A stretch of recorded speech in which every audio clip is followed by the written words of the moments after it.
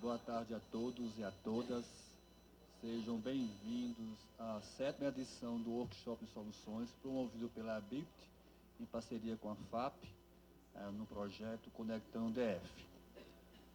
O nosso evento de hoje tem como pauta promover a inovação e potencializar o turismo no Distrito Federal. Para compor o nosso debate, eu gostaria de convidar o Paulo Foina, presidente da ABIPT, por favor. Convidar Aninho Irachande, representante da diretoria da Rural Tour. E também convidar o nosso colaborador Félix Andrade para moderar o nosso debate.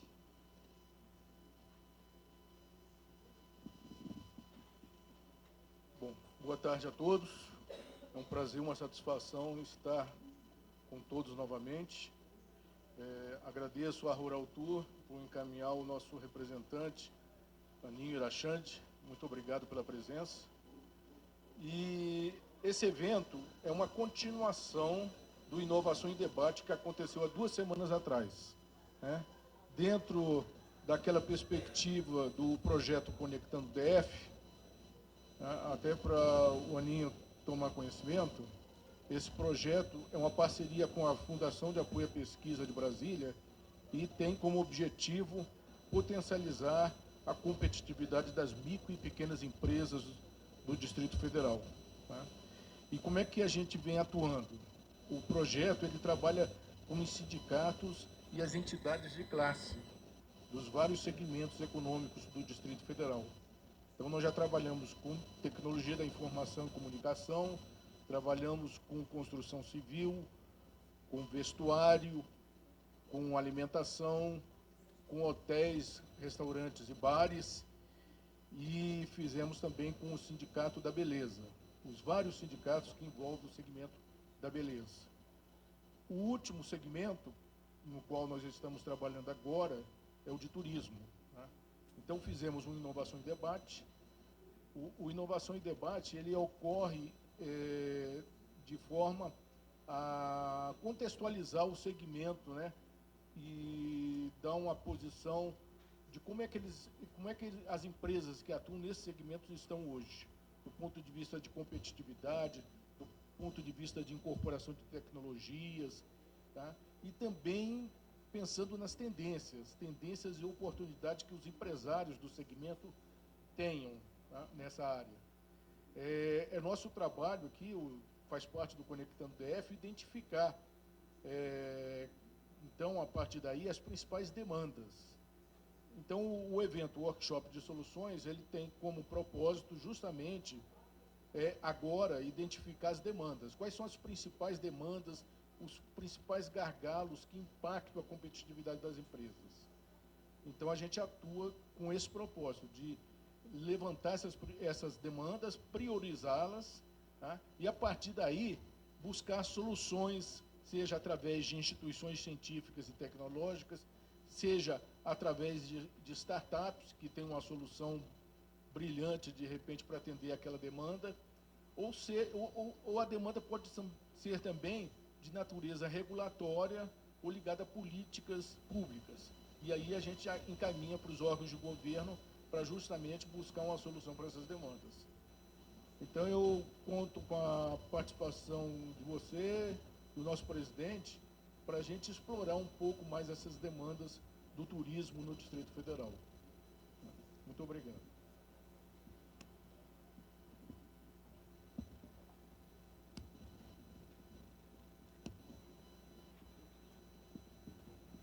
Boa tarde a todos.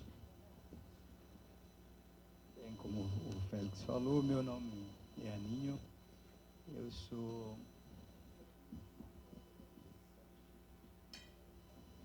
Alô? Tá. Meu nome é Aninho e eu estou aqui representando o nosso presidente, Fernando Mesquita, que ele não está em viagem de trabalho, está em São Paulo. Eu sou membro da diretoria do Rural Tour, tenho uma propriedade que faz parte também do turismo rural aqui no Distrito Federal. e sou professor universitário na área de políticas públicas. Trabalho há muito tempo com política de desenvolvimento sustentável, local. E espero poder contribuir. Quero agradecer aqui, em nome do presidente, da BIPT, do Félix, pelo convite, e dizer que a Rural Tour está em frentes muito diversas, desafios muito grandes, porque, principalmente, um pouquinho antes da pandemia, já estava aquecido, mas durante a pandemia nós lembramos perfeitamente que havia houve um fluxo das pessoas para sair fora do centro urbano, fora das aglomerações, e as instâncias de turismo rural, elas se apresentaram como uma alternativa interessante. Isto que poderia parecer muito bom do ponto de vista de demanda crescente, foi um complicador porque o segmento talvez não estivesse tão preparado assim. Aliás, qual segmento estava preparado para a avalanche que a pandemia, né, trouxe? De qualquer das formas, isso fez com que a gente começasse a trilhar um outro caminho de tentar colocar os empreendimentos do Rural Tour no circuito do turismo, não só da ocasião da pandemia, ou da eventualidade, ou da alternativa ao turismo tradicional, especialmente em Brasília, que nós tínhamos uma forte presença do turismo cívico, das pessoas que vêm a trabalho e acabam visitando o que está mais próximo do local de trabalho, mas colocar o Rural Tour, os empreendimentos, no mapa do turismo de forma definitiva, né? E, inclusive, de forma proativa também, no sentido de a pessoa quer visitar a Esplanada, ela poder ser informada que perto da Esplanada, a 20 quilômetros, tem uma cachoeira, ao lado dos ministérios tem um circuito da Rajadinha, com artesanato, com uma série de coisas interessantes, ou tem um circuito do Lago Oeste, que ele possa ir lá e conhecer vários empreendimentos simultaneamente. Esse desafio está posto e acho que aqui nós temos várias demandas que podemos discutir hoje e continuar discutindo em outros momentos.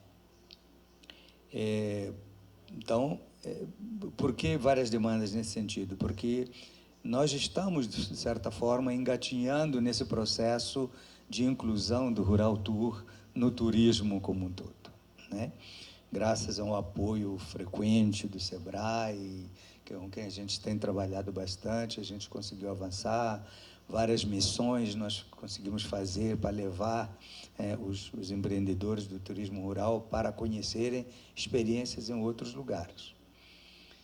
Mas deparamos com o fato de que é um segmento muito carente de mão de obra especializada. Geralmente, os nossos empreendimentos rurais contam com muito boa vontade e conhecimento do proprietário.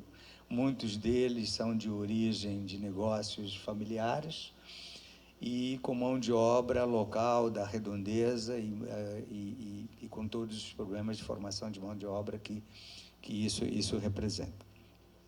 Então, isso torna a dificuldade de inclusão do Rural Tour, da visualização do turismo rural mais complicado, porque precisamos fazer um convencimento em vários segmentos.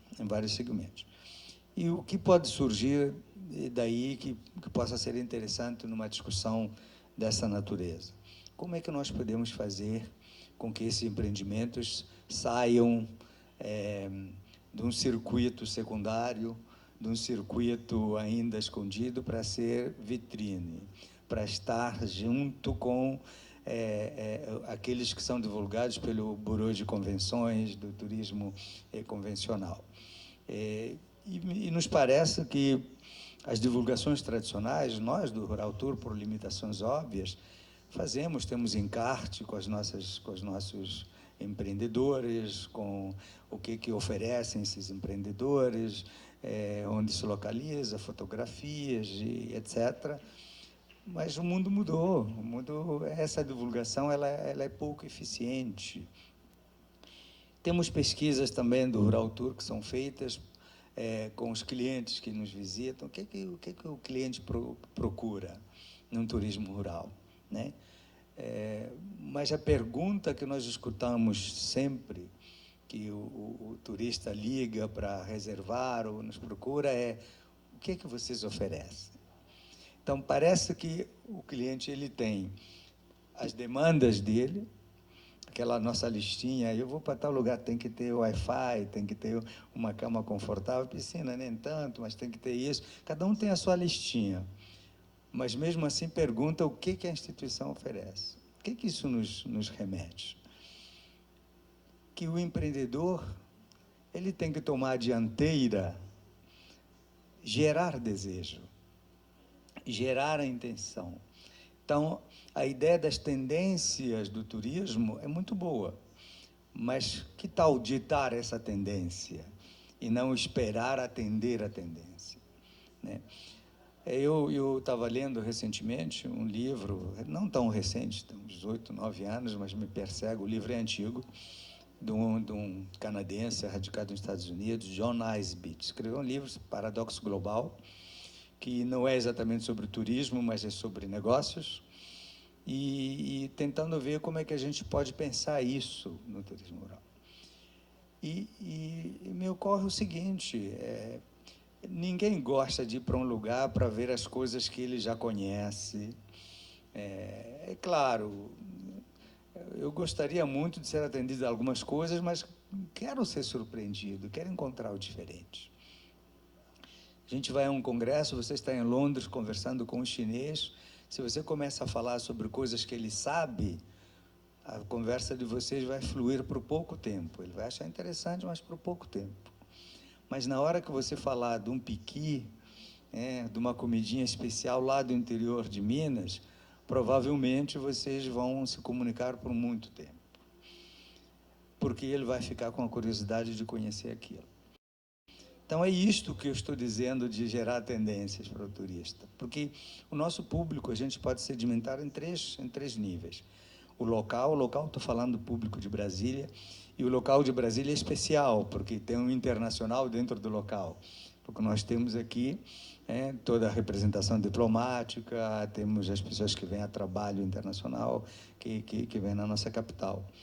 Eu tenho um empreendimento de um beer garden rural, o único beer garden rural cervejeiro que funciona em Brasília, meu empreendimento, e é interessante como a quantidade de pessoas das embaixadas nos procuram, porque eles queriam ver como é que é fazer um beer garden numa região tropical, porque na Alemanha está lá o beer garden aberto, na Bélgica ele está lá, ele frequenta o tempo todo, a mudança do tempo, mais ou menos, né?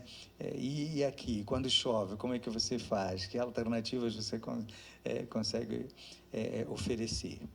E quando vai para lá, ele se surpreende, porque ele pode ficar embaixo de um pé de manga, se for na época de manga, é interessante, né? Se não levar uma manga na cabeça e ver uma acerola que ele não conhece, eventualmente, e tal. Bom, então, o público local de Brasília tem essa particularidade. Mas como é que eu posso dialogar com esse público no sentido dele se interessar pelo meu turismo? Porque, eventualmente, esse indivíduo já esteve no Tahiti, que viu uma experiência interessante fora da lógica dos grandes centros urbanos. E o que eu tenho para oferecer? Aliás, é isso que ele procura. Então, como é que a gente pode, em termos de tecnologia, incluir para esse visitante local a percepção de que ele encontraria diferenças nos empreendimentos que ele vai visitar? Como fazer chegar essa informação para ele? Aí, então, eu bolei um cartaz, no caso do Beer Garden, explicando que o nosso Beer Garden não é um Beer Garden igual o belga tem, igual... Não, ele é diferente. Ele é um Beer Garden que ele pode aliar outras coisas locais, tropicais nossas. Ele pode, eventualmente, participar da concepção de da composição do que vai ser oferecido para harmonizar, por exemplo. Então, eu ofereço para ele 3, 4 opções, uma que ele conhece e 2 que ele não conhece, para ver se ele, né, não se interessa por aquilo que ele não conhece. Uma vez eu conversando com um colega meu da universidade, ele disse, eu viajo muito e gosto de andar de carro. E conversas e tal, ele falou, eu vou para a Bahia, para a praia, mas durante a minha viagem toda eu tomo Coca-Cola. Ah, por que você toma Coca-Cola? É porque eu tenho medo, porque às vezes a água é salobra, eu tenho medo de tomar água e passar mal e tal, eu vou no seguro. Não, ele acha que é seguro em termos de, de contaminação, é claro. E a conversa fluiu para eu mostrar para ele que veja o que ele perde se ele vai a Belém e toma Coca-Cola, por exemplo, né? O que ele teria de experiência? Se não valeria a pena levar algum remedinho de prevenção para esses temores que ele tem. Então, eu acho que é isso que se trata o nosso turismo rural para esse público local. Dizer, olha, você é daqui, mas deixa eu te dar informação de coisas adicionais. Eu tenho que respeitar a vontade do cliente, mas eu tenho que ir além da vontade do cliente. Eu tenho que dizer ao cliente o que ele pode querer sem saber, na verdade, né? Nós assistimos isso em outros segmentos. O celular faz isso todo dia com a gente. A maior parte das inovações do celular não vem dos clientes, vem das próprias empresas. Elas é que nos trazem soluções e nós descobrimos que queríamos aquilo sem saber. Mas o vendedor de calça jeans faz a mesma coisa. A grande gastronomia também faz a mesma coisa. Ele nos surpreende, chega e diz, olha, você vai comer um peixe hoje, mas você vai comer um peixe com molho de tamarindo. O que é tamarindo? Não conhece, eu nunca pedi molho de tamarindo, mas ele me apresenta. Então, eu acho que o nosso segmento precisaria dar esse segundo passo para dizer, olha, você tem essa coisa da cultura local, você conhece, mas eu posso te oferecer algumas coisas de diferencial no que você conhece e outras que você não conhece, mesmo estando por aqui perto. O segundo segmento é o segmento nacional, é das pessoas que vêm dos outros estados e visitam Brasília. Essas pessoas parecem mais fácil, porque nós estamos aqui no Cerrado e o Cerrado é desconhecido para o resto do Brasil. Cerrado é desconhecido.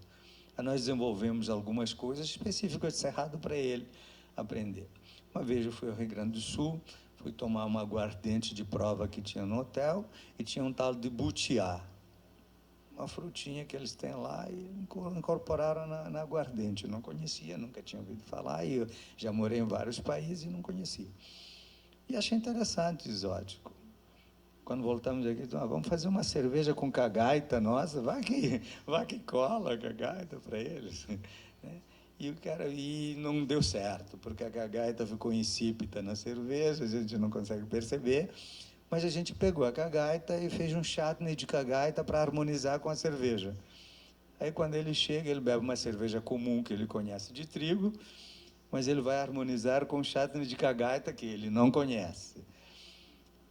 Aí gerou um problema, nós tínhamos que sempre ter alguma cagaita em amostra para mostrar essa frutinha, porque ele nunca tinha visto. Então, eu acho que essa possibilidade também se estende ao público nacional. Ao público internacional, e esse eu acho que é talvez um desafio muito maior do que a Rural Tour aqui do DF em si, de atrair pessoas de fora, está nesse âmbito que eu estava dizendo do paradoxo global, de mostrar para ele aquilo que é uma experiência nova, uma experiência diferente, que pode gerar histórias para ele.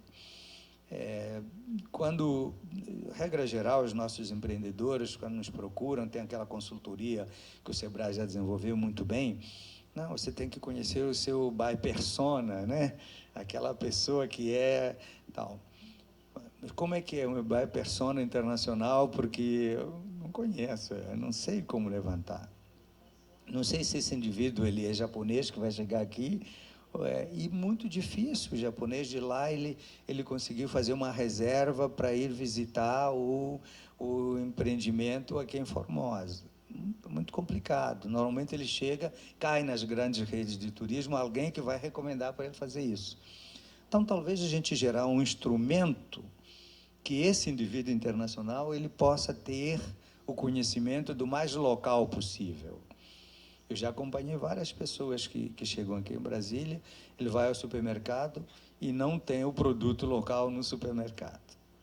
Ele encontra no nosso supermercado aqui em Brasília o mesmo que ele encontra em outro supermercado em outra cidade. Do meu segmento cervejeiro é comum. Temos mais de 30 marcas de cerveja em Brasília e no supermercado tem 2 marcas só locais. Tem cerveja do Rio Grande do Sul, cerveja de São Paulo, mas não tem local.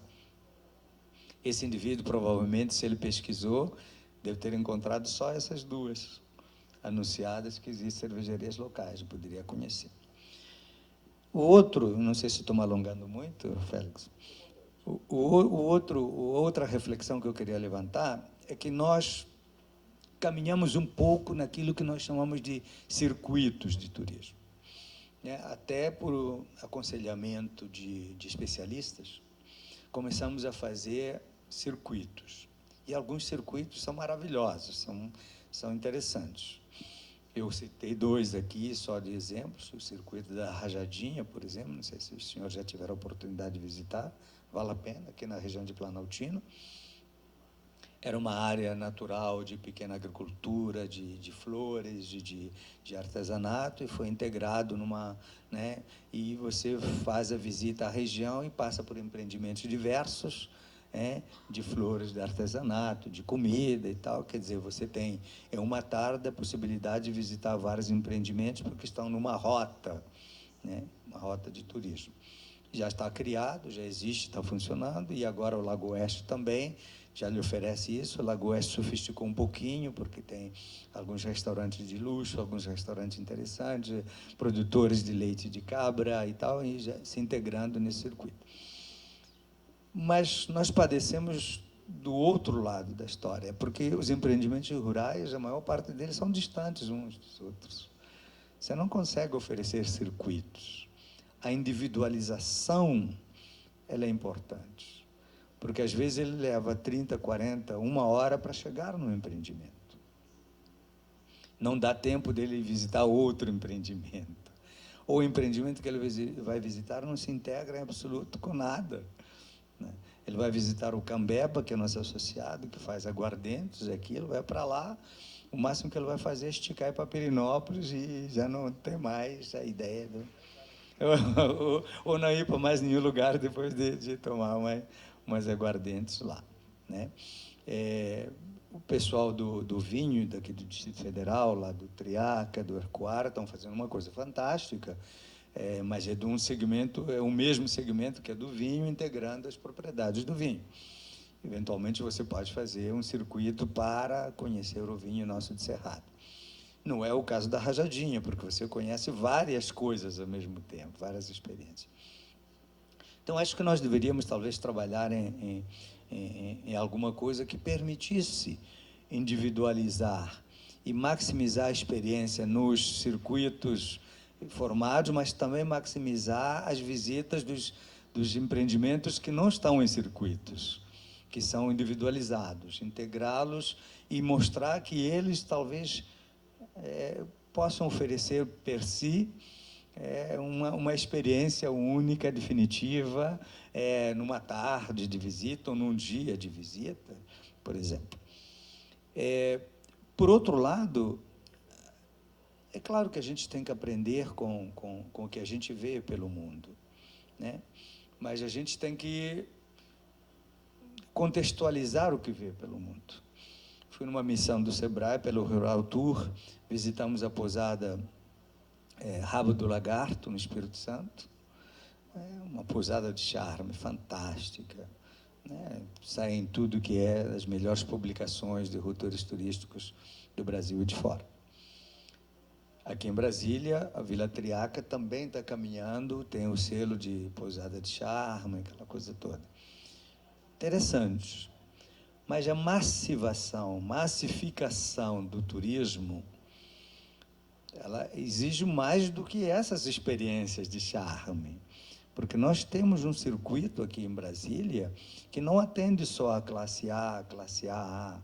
Precisamos pensar também como fazer para chegar a informação daqueles outros circuitos de turismo que não são da classe A.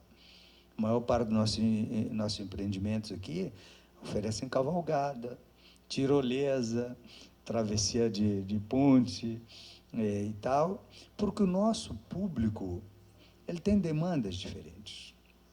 O público de Brasília que vai aos nossos empreendimentos, veja que eu estou dizendo, tem 3 públicos diferentes, o local, o nacional e o internacional. O público local de Brasília, o que procura? Experiências, claro que procura experiências. Mas procura mais descanso do que novidades. É claro que se ele for um lugar do descanso, onde vai ser surpreendido, é melhor.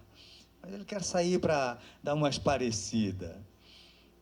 Bom, então talvez eu tenha que desenvolver isto para o público, né, que quer simplesmente descansar. Você chega lá num lugar que ele está procurando um descanso, você oferece para ele um passeio de cavalo de 2 horas. Tem que mostrar para ele que aquilo vai oferecer descanso para ele. Porque talvez o que ele quer é uma boa cama, uma rede, uma beira de piscina, né?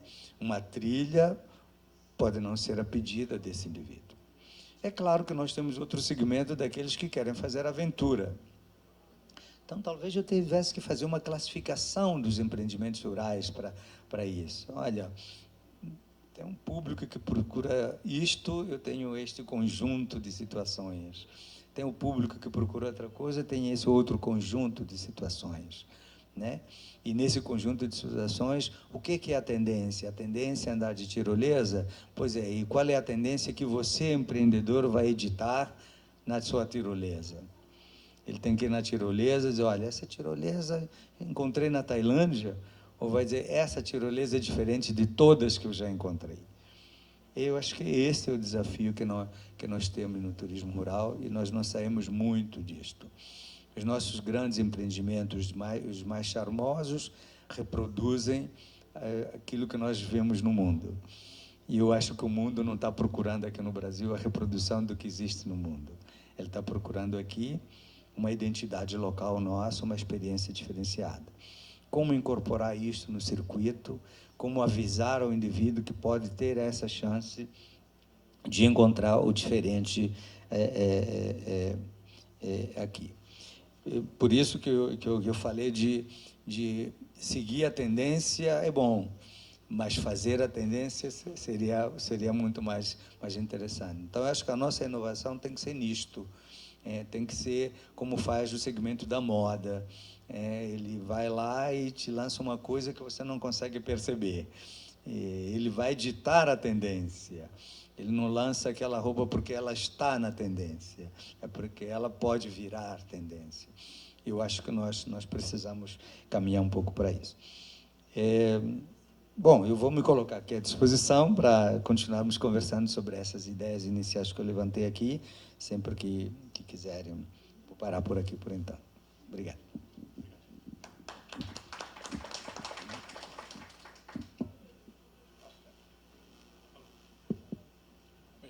Alô? Bem, boa tarde a todos, obrigado pela presença. A Nil colocou umas questões aí bem legais aqui, eu já anotei um monte de ideia para a gente desenvolver no turismo rural. E aí ele citou um fato, aliás, é uma classificação de qualidade de serviço. Nós estamos falando de serviço, né? Rural turismo é serviço. E é um serviço sofisticado. Então, a gente, quando a gente fala em qualidade de produto, qual é a qualidade de um celular? O cara que produz o celular define a qualidade. Ele vai dizer quanto tempo dura a bateria, com que altura o celular quebra, qual é a dimensão dele, a variação dimensional. Isso é definido pelo engenheiro. Então, o fabricante garante para um carro, ele pode dizer que esse carro tem 10 anos de garantia, 5 anos de garantia, uma televisão com 5 anos. Ele define. A qualidade de um produto é definida pelo fabricante, na hora que ele projeta e na hora que ele constrói. E serviço, que não é fabricado por ninguém. O serviço, a qualidade do serviço é percebido por quem consome o serviço, não é por quem oferece. Né? Os exemplos que eu dou é o seguinte: eu adoro sushi, minha namorada detesta. Se a gente vai no melhor sushi man de Brasília, ela vai achar uma porcaria o restaurante. Eu vou achar maravilhoso. O mesmo restaurante, a mesma comida no mesmo momento. Porque quem define a qualidade não é quem faz o serviço, mas sim quem consome o serviço. Né? Ou eu e o meu filho, ele adora balada, eu adoro sossego. A gente vai no hotel em São Paulo, fica um dilema, porque ou ele quer ficar na Vila Mariana, porque ele pode voltar rastejando dos bares para o hotel, e eu quero ficar num lugar mais quieto, longe de tudo. Então, para ele, o hotel em que eu fico é ruim. Para mim, o hotel que ele fica é ruim. Talvez é o mesmo hotel. Né? Porque serviço é isso. O serviço, quem apura a qualidade do serviço é quem consome o serviço no momento de consumir o serviço. Você não vai avaliar a qualidade da comida uma semana depois que você comeu. É na hora que você está comendo que você diz qual é a qualidade. E legal, e veja, e aí em termos de serviço, você tem 4 categorias, são crescentes. Eu posso oferecer o básico. O que é o básico de um hotel? Eu quero ter uma boa cama, conforto, segurança, limpeza. É o básico. Eu quero dormir bem, seguro, né?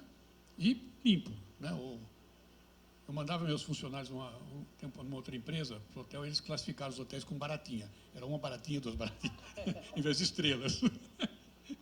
Mas eu quero ter isso. Isso é o básico. É o básico. Né? Num restaurante, o que eu quero ter de básico? Nível básico da qualidade. Eu quero ter comida quente, bem feita. Né? Bem feita, assim, honesta, segura. Eu não quero ser intoxicado pela comida. Ter um bom atendimento, limpeza. Eu não vou chegar lá num lugar com prato sujo, com mesa suja, essas coisas. Isso vai denegrir a qualidade. Depois do nível básico, eu tenho o nível do esperado. Quer dizer, eu vou no restaurante, eu espero ter café quente e cerveja fria, gelada, e não o contrário. Né? Se eu chegar no restaurante e pedir uma cerveja, eu não digo se ele tem cerveja. Eu pergunto qual a cerveja que ele tem. Eu espero ter cerveja. Se não tiver, mas surpreender, vou baixar o nível de qualidade. No hotel, eu espero ter um Wi-Fi, espero ter um telefone no quarto. Eu espero isso. Eu não pergunto se tem. Se não tiver, eu vou achar que a qualidade está menor. Então, ele tem que atender o básico, depois atender o esperado pelo cliente.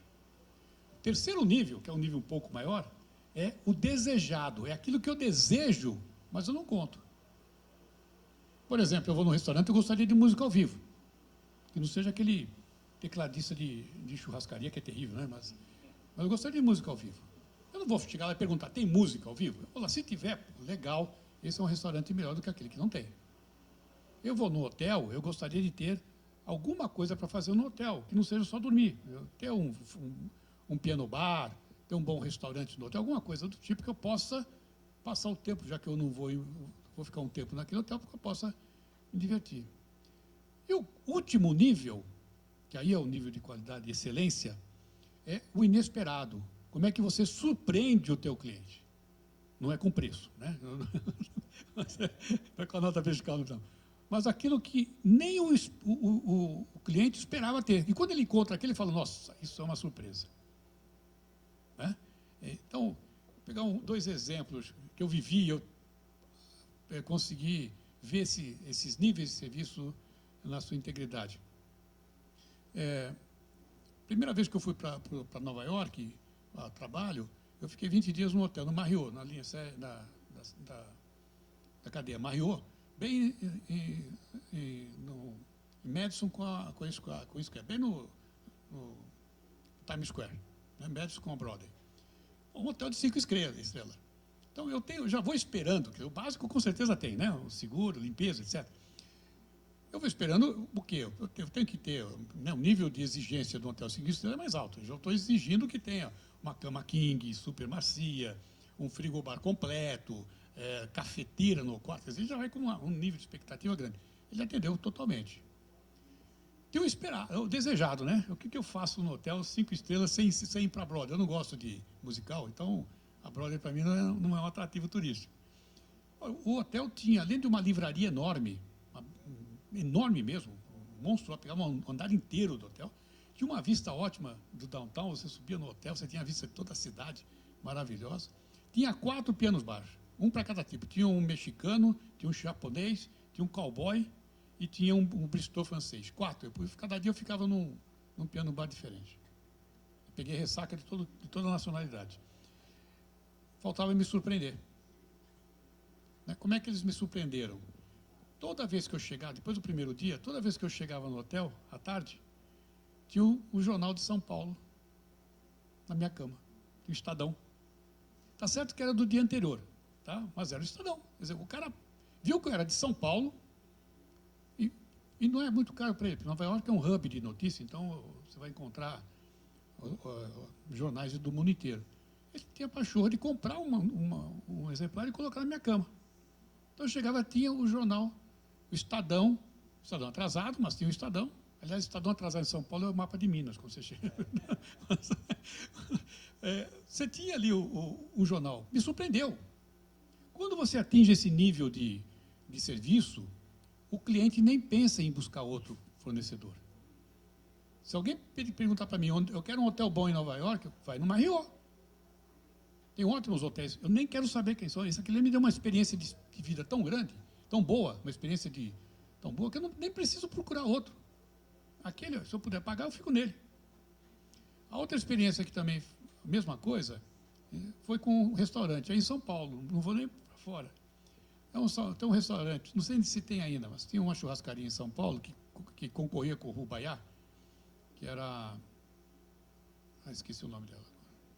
Nossa, eu ia falar agora, esqueci. Bem, daqui a pouco eu lembro. Não é de espeto corrido, né? Não é rodízio. Você pede e vem um espeto com a carne que você quer. É tipo o Rubaiá. Esqueci. Bem, e aí eu tinha que levar uma empresária, uma senhora, uma viúva, que era uma empresária, que estava negociando com a nossa empresa, eu trabalhava na Editora Abril, negociando com a Editora Abril um contrato grande, complicado, e o Vitor Tívida, que era o presidente da Abril, estava interessado naquele contrato. Mas a mulher era casca grossa, para negociar era difícil. Não fechava de jeito nenhum, já estava meses negociando e não saía.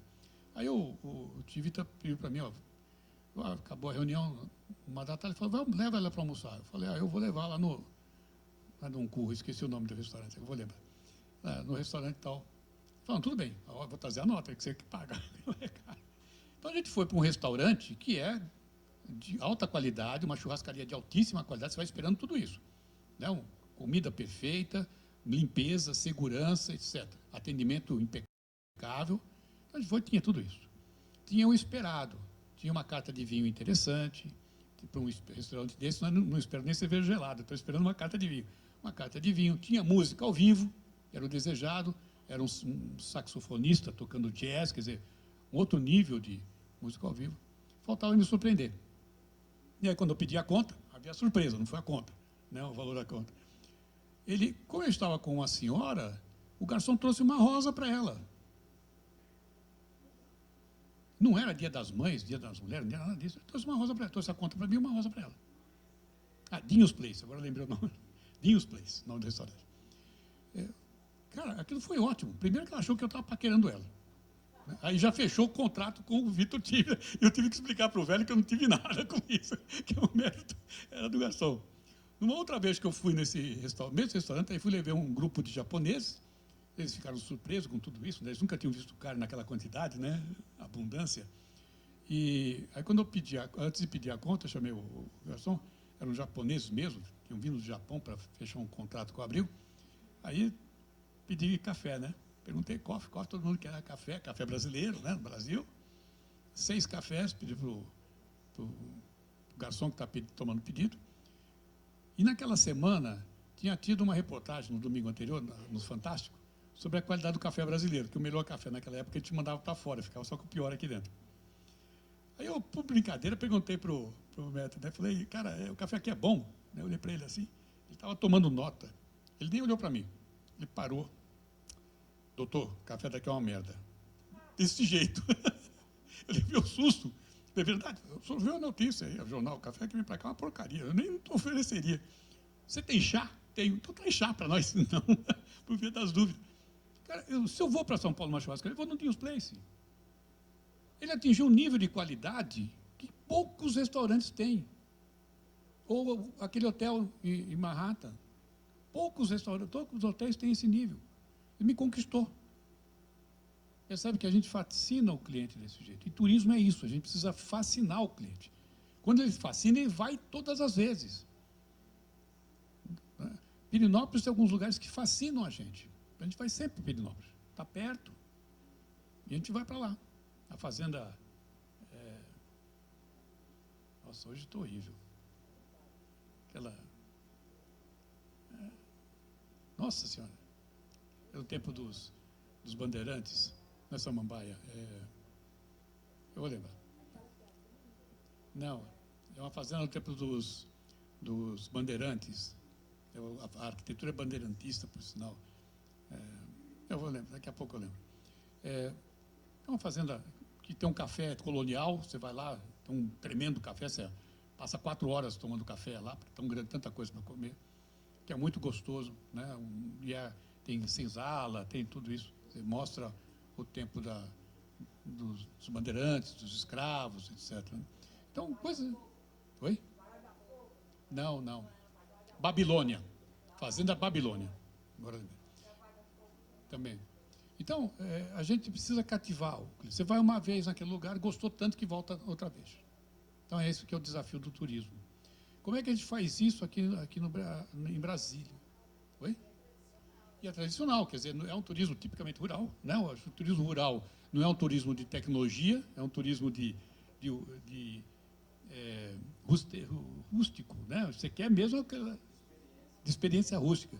Uma coisa que eu não me conformo até agora, por que a gente não tem juntar duas modas aí, né? Duas coisas interessantes, que é o turismo rural, fazenda, etc., e música sertaneja.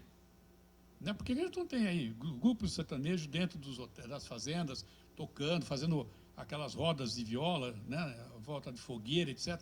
Isso atrairia, seriam atrações interessantes para trazer público para esse negócio. Né? Agora voltando para o turismo, então, enquanto atividade econômica, nós temos aqui em Brasília algumas grandes atrações turísticas. Né? Por exemplo, a arquitetura, o urbanismo de Brasília. Nós somos a única cidade modernista do mundo, projetada, integralmente projetada. A gente explora muito pouco isso. Né?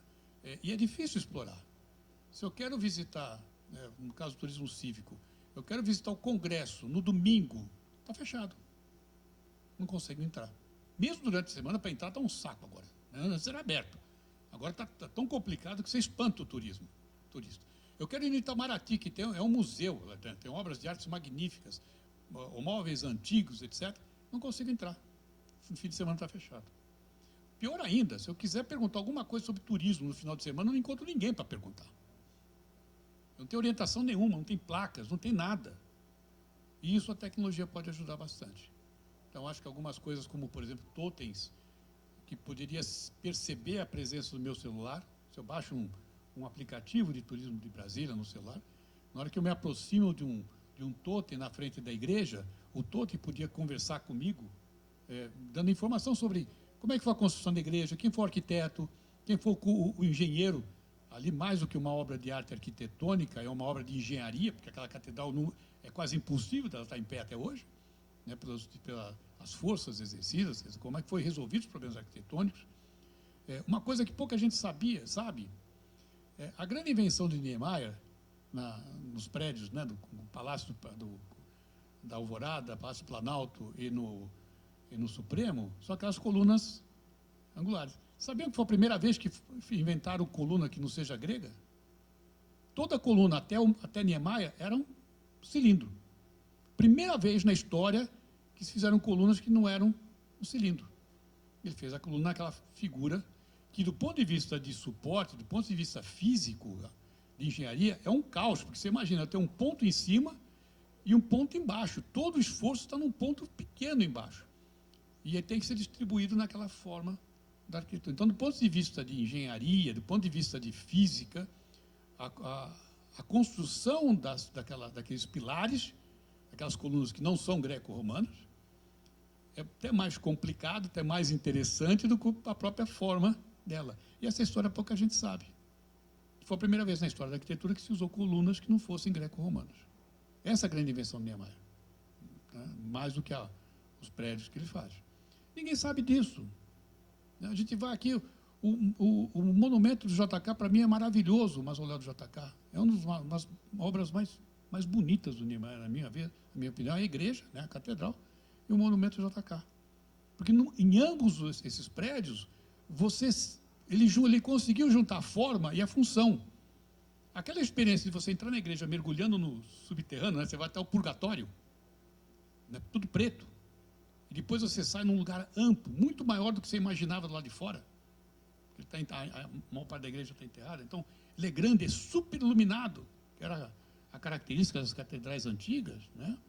A catedral era um lugar bonito no passado, porque as casas não tinham janela. Na produção de vidro era caro. Então, as casas tinham janelinhas pequenas, escuras. Então, as casas da Idade Média eram escuras. Aí você ia numa igreja com aquele mundo de vitrô, né, tudo iluminado, parecia um negócio realmente divino. Niemeyer conseguiu fazer isso. Né? Você desce ao purgatório, você vai ao inferno, né, preto, na entrada da igreja, e sai num lugar que emana paz. Você lá dentro, você sente bem. O mausoléu JK é a mesma coisa. Você entra no mausoléu, você já começa a falar baixo. Né? Ele é suntuoso. Ele é até opressor. Né? Você entra lá, você se sente... Eu estou num túmulo. Desculpa, mas eu estou num túmulo.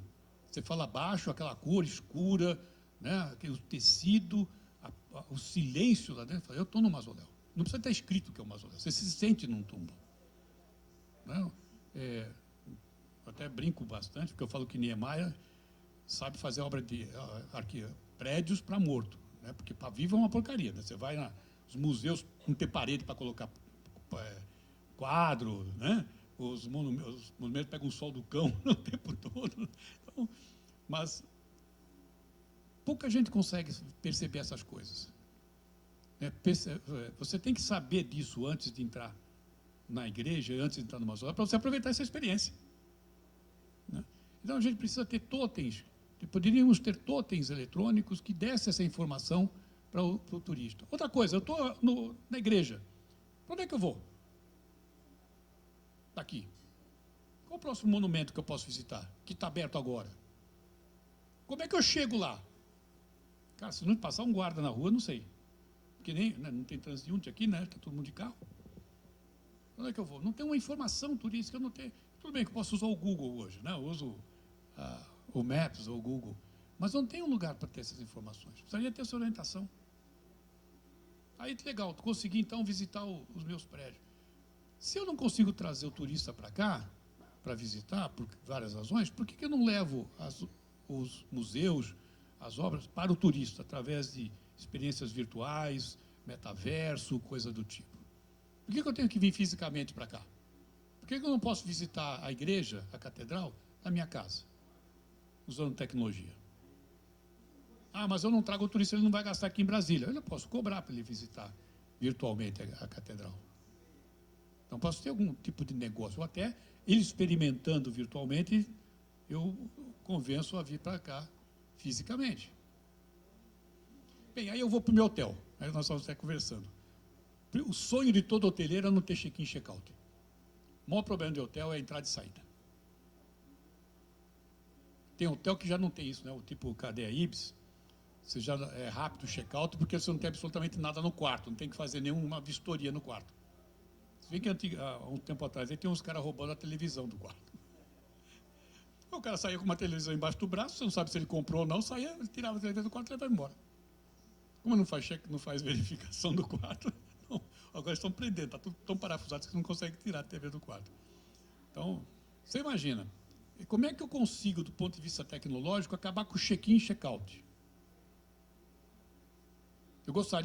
Meu sonho era eu entrar num site do hotel, selecionar, tem vaga para aquela data, para os períodos que eu quero ficar, eu confirmo, pago, imediatamente eu recebo um QR Code, por exemplo, uma chave, um QR Code, aqui, eu vou para o hotel, entro, não tem ninguém para perguntar, na hora que eu recebi o QR Code, já sei qual é o quarto, eu vou direto para o quarto, eu apresento para a porta abre e eu já estou dentro do quarto.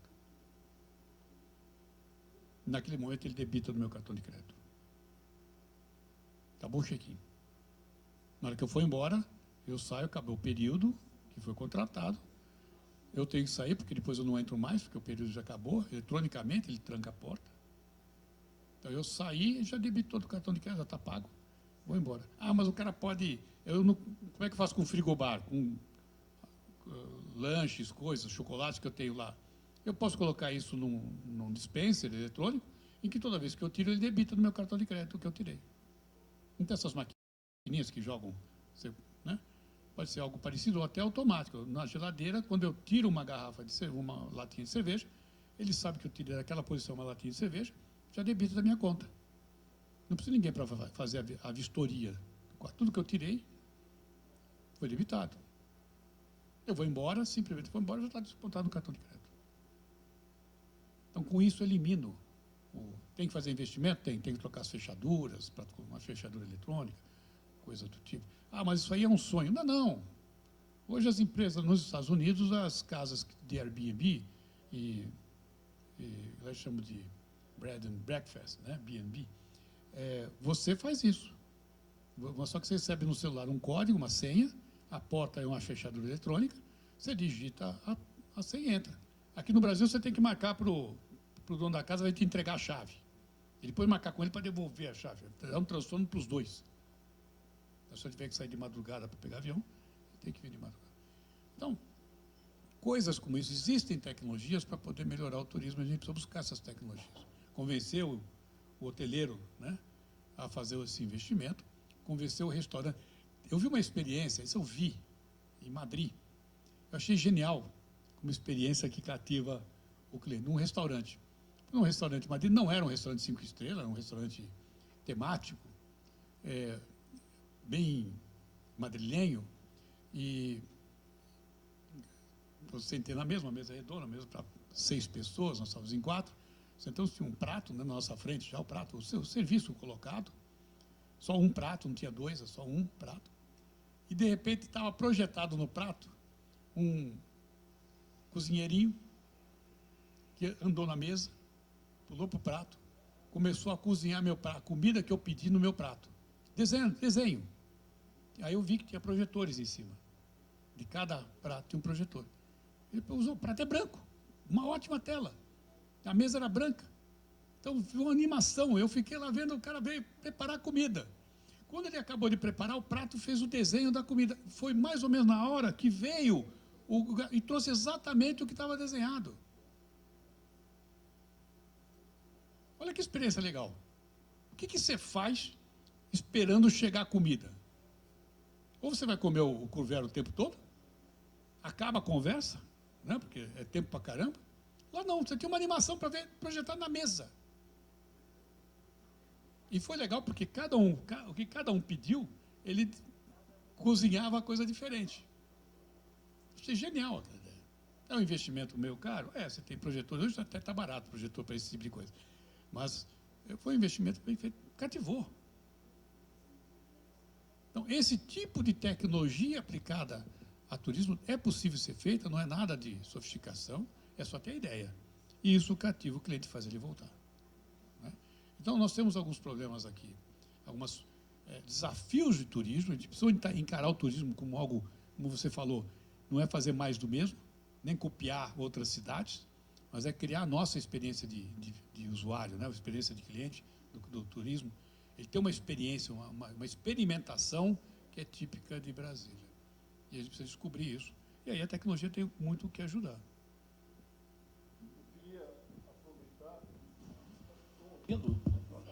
Queria aproveitar e fazer uma pergunta para o Aninho, porque aqui a gente teve, como eu coloquei no início, nós recebemos diversos segmentos econômicos, né, para tratar das demandas desses segmentos. E sempre envolvemos os sindicatos nesse propósito, né, porque a gente entende que os sindicatos podem nos ajudar posteriormente a implementar soluções coletivas para as empresas. Em relação ao sindicato rural, vocês já tiveram alguma experiência de implementar soluções que atendessem um conjunto expressivo de associados do sindicato rural? o Rural Tour? Sim, o Rural Tour ele tem dois grandes problemas, mas a gente consegue contornar esses problemas. O primeiro é esse, é que os associados dispersos e de difícil trato, porque vamos imaginar, a gente está sempre de um hotel fazenda que fica depois de Formosa e um outro que fica lá em Alexânia. Para juntar esse povo é sempre um problema. Mas na implementação dos circuitos do turismo rural, a gente já conseguiu fazer esse tipo de apoio. O Rural Tour atua basicamente em dois momentos, né? Para mobilizar o segmento que possa se integrar em circuito em rota de turismo. Fizemos essa experiência agora, estamos trabalhando numa experiência nova em Capão Comprido, em São Sebastião. Lá o desafio é um pouquinho maior, porque as propriedades ainda estavam mais precárias e tal.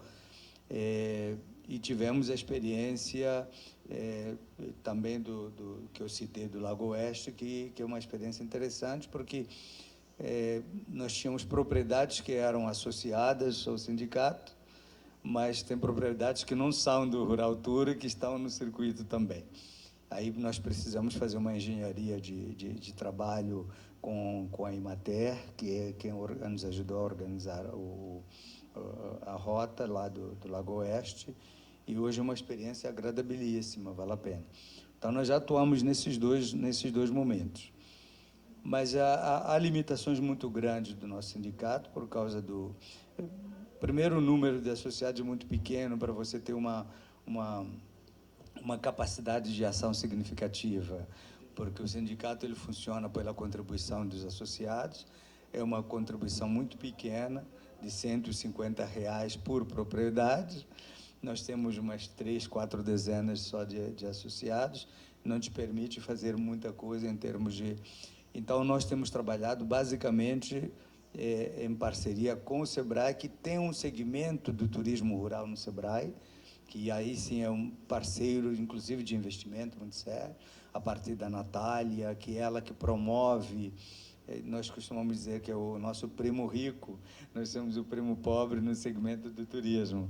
E todas as missões de experiências para implementação tecnológica, o SEBRAE é que tem colaborado para fazer. Então, temos essas duas experiências, fora, obviamente, do apoio que nós fazemos individualizado.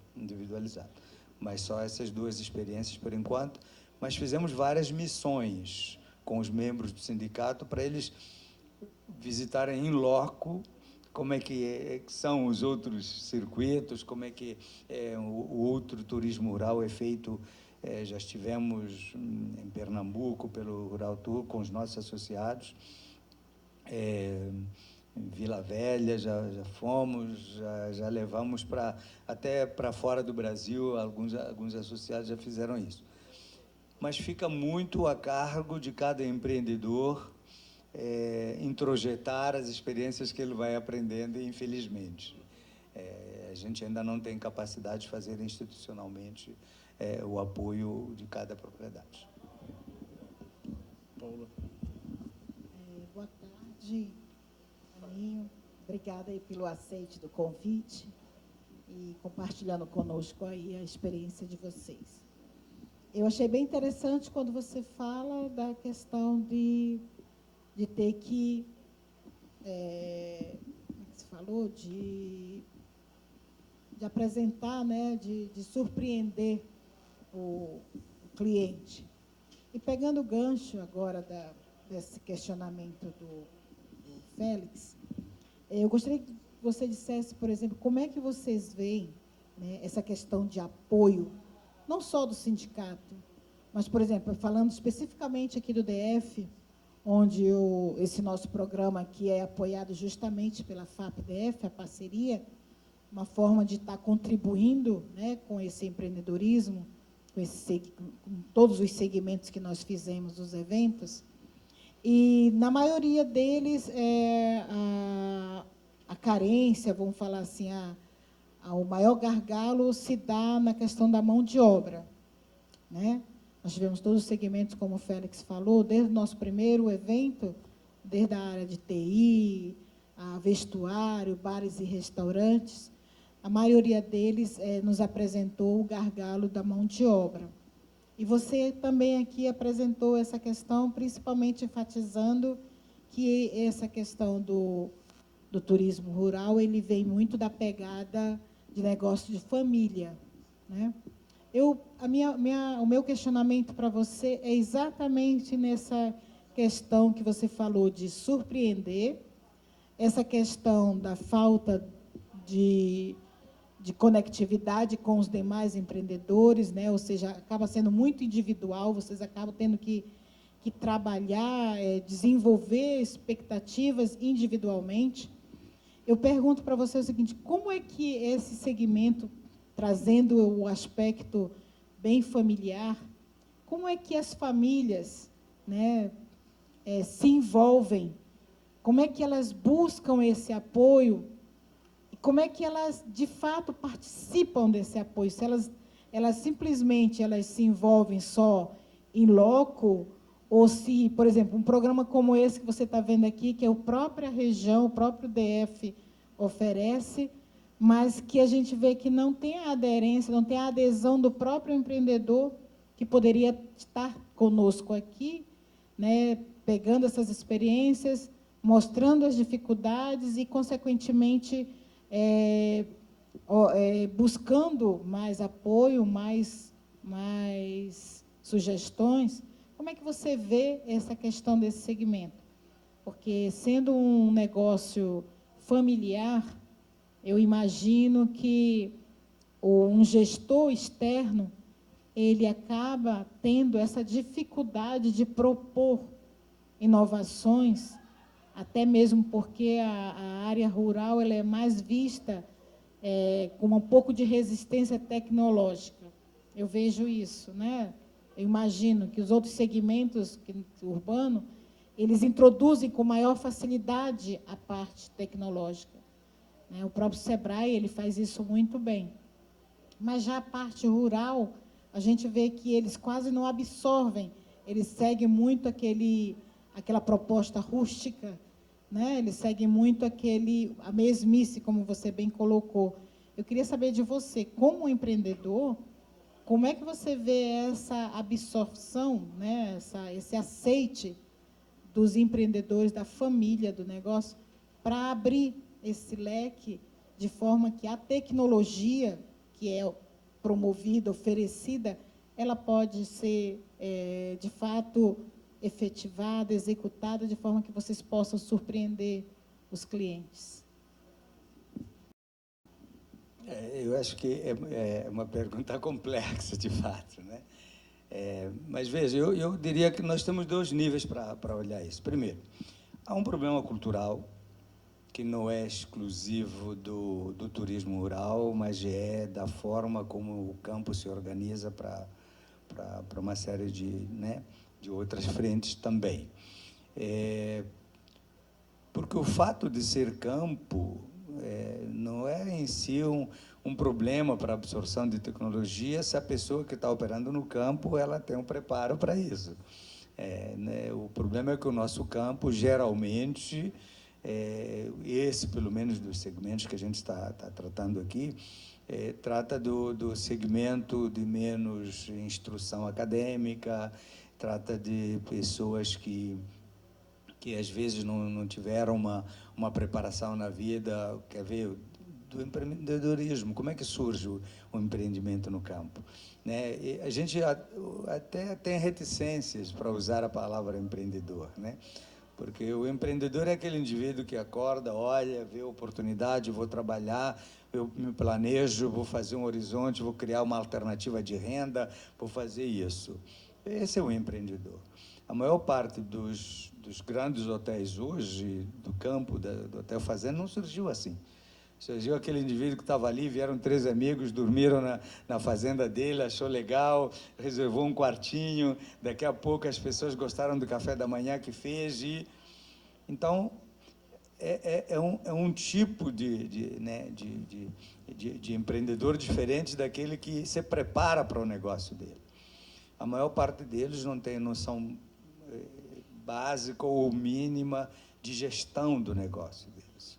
O desafio maior que nós temos hoje é levar os empreendedores para fazerem Empretec, fazer agentes locais de inovação, é porque a maior parte deles não tem a formação inicial ou o conhecimento da gestão do negócio. Ele é apaixonado no que faz, ele tem uma propriedade bonita, e alguém chegou lá, visitou, achou muito... Você tem uma cachoeira aqui dentro da sua propriedade, por que não explora isso? Né? Ou está vendo esse lago bonito aí, por que não faz um pedalinho para aproveitar o lago?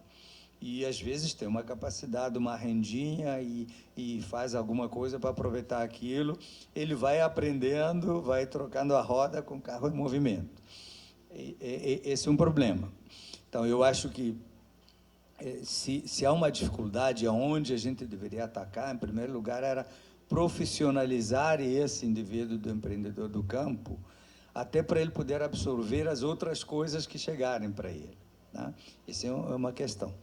A segunda questão, que eu acho que já é mais estrutural, é que, infelizmente, essas propriedades estão em lugar onde alguns avanços da infraestrutura e de políticas públicas demoram a chegar, ou chegam tardiamente, ou chegam precariamente. Eu conheço quase todos os associados do Rural Tour, e muitos deles é uma dificuldade de ter um telefone celular funcionando, uma internet funcionando, por exemplo, né? Ou uma via adequada funcionando, né?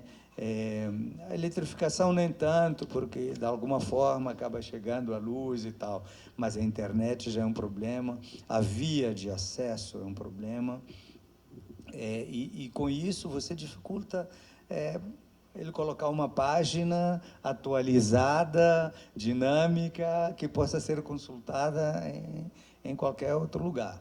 Recentemente eu estive em Cavalcante, e na área rural de Cavalcante eles tinham o mesmo problema.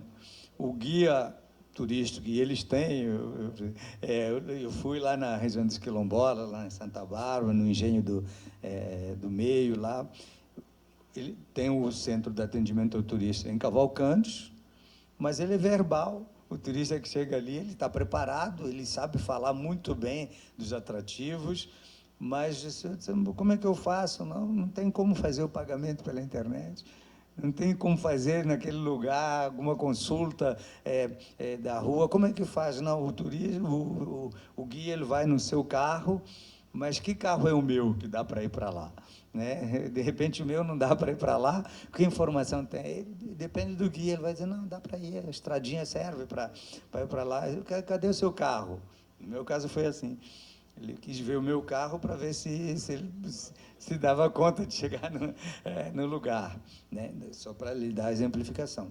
Aqui nós temos empreendimentos aqui em Brasília que estão na área rural com acesso difícil. Então, eu acho que nós podemos atacar as coisas de duas frentes. A formação, eu não sei se...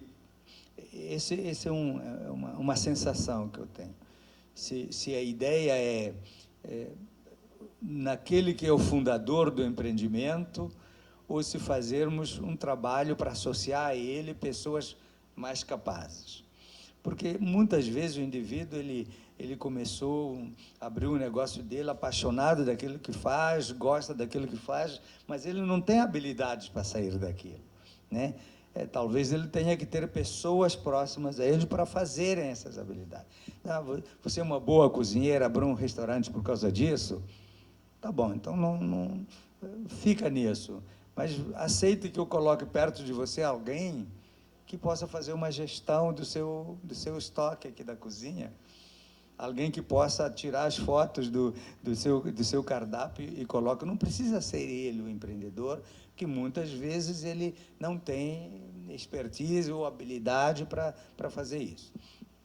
E é claro que aí nós temos que recorrer às instituições, SENAC, SENAI, para ver se a gente consegue profissionalizar um pouco esse público. Por outro lado, nós temos trabalhado muito com a Secretaria de Turismo, para ter uma ideia. tem propriedades no Distrito Federal, não sei se vocês conhecem como é que é a placa de indicação do turismo, são aquelas marrons, né? Tem propriedades que estão à espera 3, 4, 5 anos de ter uma indicação do empreendimento turístico. Não tem.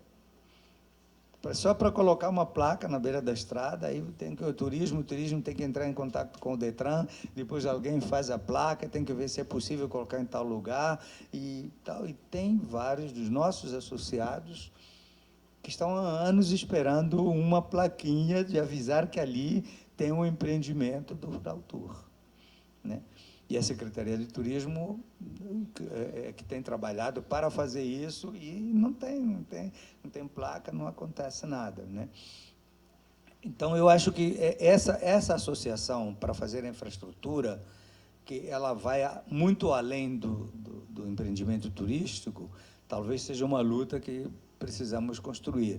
Como é que acessamos o campo, como é que a infraestrutura no campo, como é que ampliamos a rede de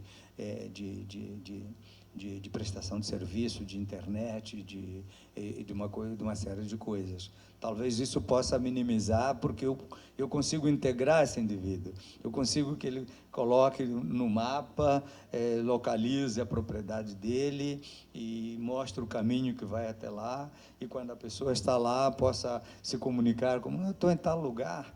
Olha, coisa fantástica que o empreendimento no campo se beneficia muito. É alguém que vai lá, no ato que ele está lá, tira uma foto e publica o tal do lugar instagramável, né? Vocês não têm ideia de como é que isso chama para o campo. Só que ele está lá, não tem acesso à internet. Ele não pode fazer, ele faz 2, 3 dias depois, se fizer, porque depois que ele sai daí, ele cai no dia a dia, não faz mais, guarda nas fotos para ele e não divulga, né? Então, eu acho que há um problema de infraestrutura que pode alavancar, de treinamento de pessoas para usarem aquilo que poderia ser melhor na administração e na visualização dos empreendimentos. Talvez nesse segmento dá para nos ajudar. Essa humildade da maior parte dos empreendedores é uma barreira, inclusive, para esses eventos, né?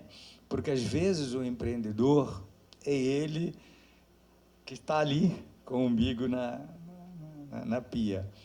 Eu conversava com o Félix no começo, dizia, bom, esse horário, de repente, a gente tem que repensar e tal. Para alguns, é difícil ele sair meio-dia, 1h do empreendimento dele.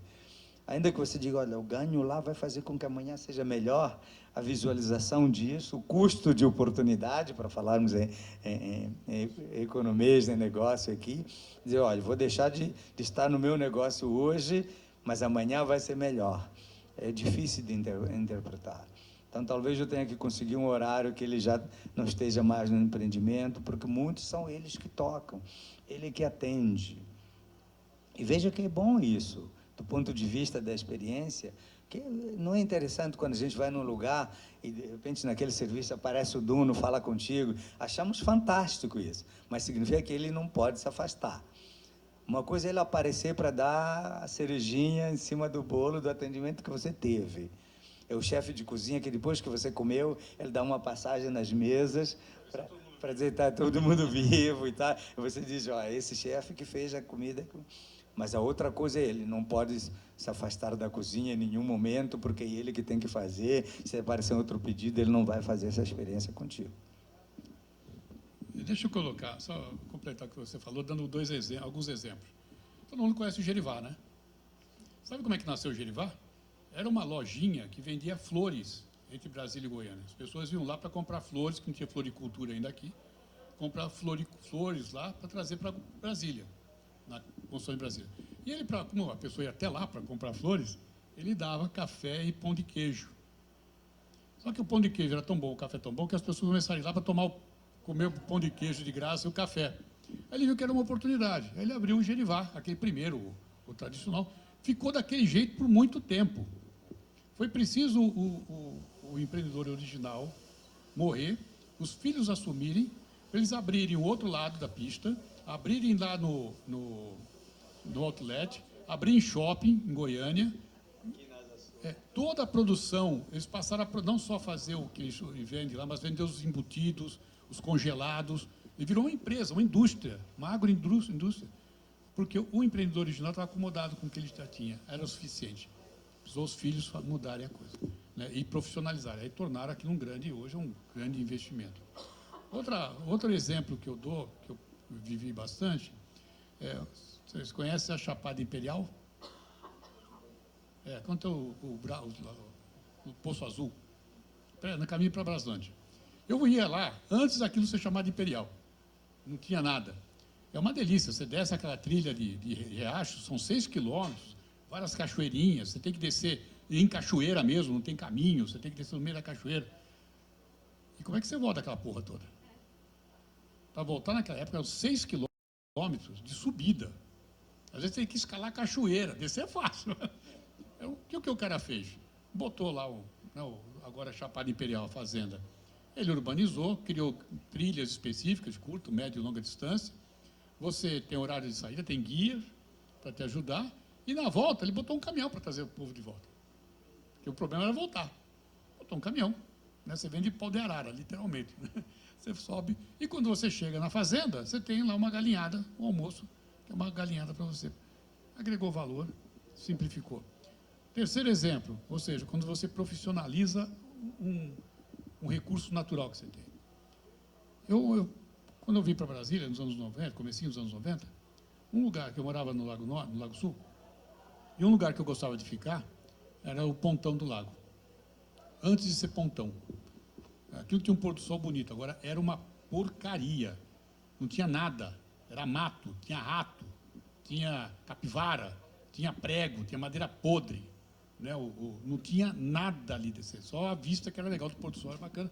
E como eu voltava de um trabalho muito estressante, eu passava lá para ver o pôr do sol e esperava ir embora para casa.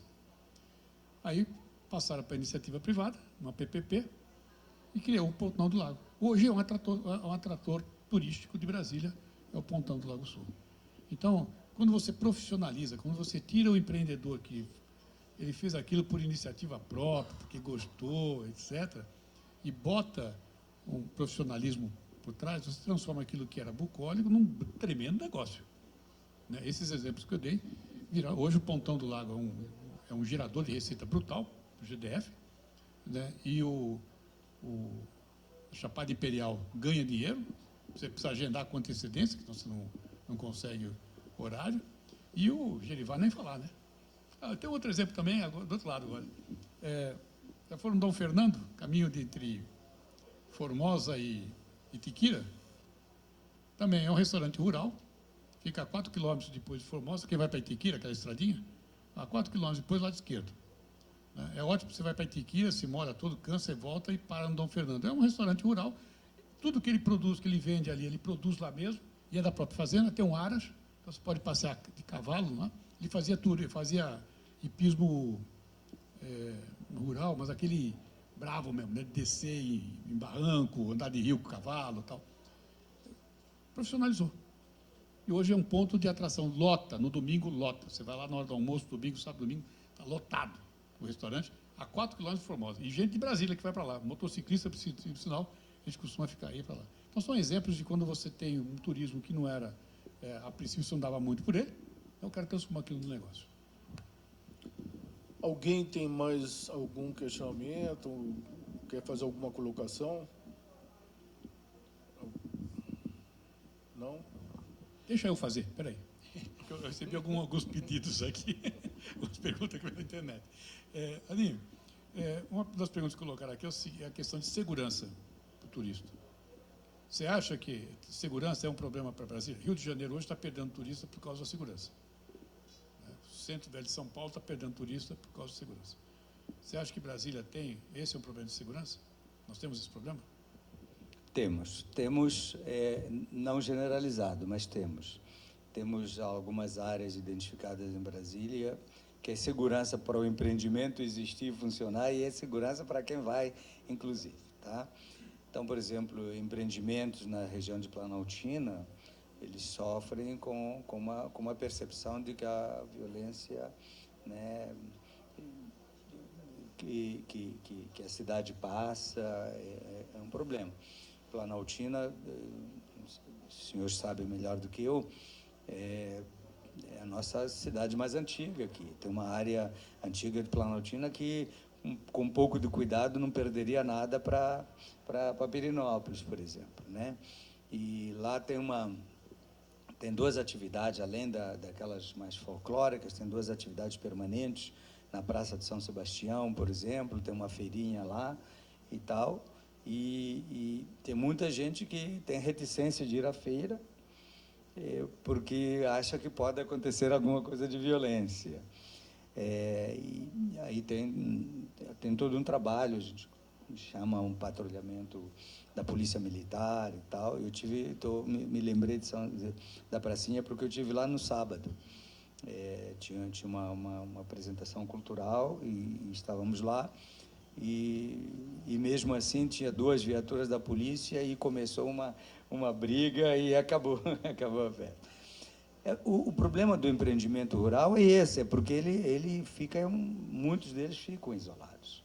Uma coisa é eu ir para o Cambeba, que fica na BR, e está ali e tal, chego e saio facilmente. A outra coisa é eu ir para o Triaca, que tem uma estrutura muito boa, está numa região que já se urbaniza, já tem experiência de grandes eventos ali, por causa do Agro Brasília, etc., etc. A outra coisa é ir para Uberarca, por exemplo, ou ir aqui no Descoberto, que nós temos um empreendimento muito interessante lá de day use, mas que para você chegar, você passa de duas áreas de invasão e etc, etc. Nunca ninguém foi parado na invasão, mas só o medo já é um problema. Então, sim, nós temos problemas de visitação nos empreendimentos por causa de áreas de conflito ou potencialmente de violência, né? Mesmo que você diga, nós criamos uma estrutura interessante e tal. E agora, na moda, entrou uma outra variável. Como o medo não é só do cliente, mas também do operador do Uber, o cara não consegue ir lá porque o cara do Uber, quando consulta onde é que é, ele cancela a viagem. Ele não tem Uber para chegar. Então, tem uma série de problemas nesse sentido, sim. E a outra pergunta que colocaram é a questão essa de mobilidade, né? No turismo rural isso é crítico, né? Você está em grandes distâncias. Se o turista vem para cá e ele não alugou um carro, ele vai ficar limitado. A gente tem pouco serviço de vans para esses locais, o deslocamento. E mesmo aqui em Brasília, né? O cara não se desloca fácil para os pontos turísticos. Tem, e isso já está na pauta do Rural Tour, a gente já está discutindo há algum tempo, como é que a gente pode oferecer o deslocamento por conta da associação, por conta do sindicato. Esbarra com a mesma coisa, se chegarem três, um quer ir para um empreendimento em Brasilândia e o outro quer ir no empreendimento no PADEF, você tem que ter dois carros, não adianta ser uma van disponível para isso. Daí que talvez a ideia seja essa de aglomerar as visitas, né? Talvez juntar desejos, né? A gente, tem 3 pessoas que vão para 2 empreendimentos, um em Brasilândia, outro no caminho de Brasilândia, a gente faz num momento específico para esses e para outro, até com dias de visitação, né? Uma ideia dos circuitos de visita é essa, é fazer dias de visitação. Quer visitar os empreendimentos da Rajadinha sábado de manhã, que aí a gente consegue colocar aqui no centro de Brasília um transporte coletivo para levar as pessoas para visitar aquela região. Ou a região dos vinhos também dá para fazer uma visita assim. Mas os empreendimentos são muito pulverizados e é um desafio mas está na pauta do Rural Tour, como fazer o deslocamento. A outra coisa é que alugar o carro individual resolve pouco, porque você tem que alugar vários carros se você fizer várias visitas. Uma coisa é você visitar lá a Chapada Imperial, outra coisa é você visitar, né, a Cruz aqui em Santa Maria. São carros diferentes. Você quer um carro simples, você vai para a Cruz. Mas lá você precisa de um carro que é 4x4, por aí vai. Ok. Então, eu queria agradecer o Aninho, a Rural Tour por nos colaborar conosco nesse evento. E, desde já, gostaria de convidá-los para um outro evento que vai acontecer, que é o Workshop de Gestão de Soluções, que deverá acontecer no dia 19 de abril. A ideia a partir de todos esses eventos que já foram realizados, nós já identificamos e qualificamos uma série de demandas que poderão se tornar, né, propostas concretas de projetos ou propostas de medidas que deverão ser levadas aos órgãos de governo com vistas a oferecer soluções para esses segmentos.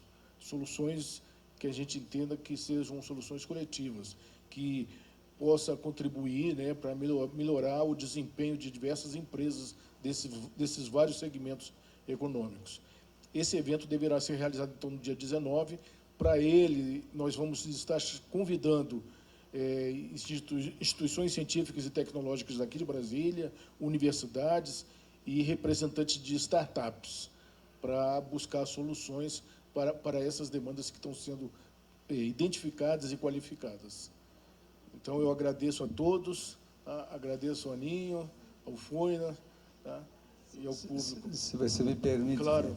Só para dizer o seguinte, claro que estamos levantando né, demandas para ver como é que a gente pode, de repente, né, trabalhar para sanar, mas preciso dizer, bem da verdade, que o segmento do turismo rural tem crescido em Brasília e na Redondeza. Aumentou muito durante a pandemia e continua crescente. O número de pessoas que procuram esse tipo alternativo de lazer, de descanso, de aventura, de experiências diversificadas. E é um desafio muito grande para os empreendedores que muitas vezes nasceram de vontade ou de sobrevivência, se adequar a esse crescente de demanda que nós temos na área rural. Parece que o momento é propício de a gente realmente trabalhar para conseguir atender, oferecer alternativas para que não estanque, não pare, porque o pior dos mundos seria, depois que ele fosse uma vez, não retornar, porque não teve uma experiência agradável. Então, temos que trabalhar para que as pessoas que, em algum momento, tentam a primeira vez, se sintam compelidos a ir uma segunda, uma terceira, para aquele lugar ou para conhecer os outros lugares. Mas vale a pena visitar, estão todos convidados a visitar. Tem um guia eletrônico do turismo rural no Google, com todos os empreendimentos e com algumas atrações de cada um desses empreendimentos. Vale a pena, se não por desejo, fazer um tira no palitinho e visitar um por vez, né? No site do Rural Tour está disponível e na Secretaria de Turismo também. Ok? Obrigado. Okay. Muito obrigado. Obrigado a todos.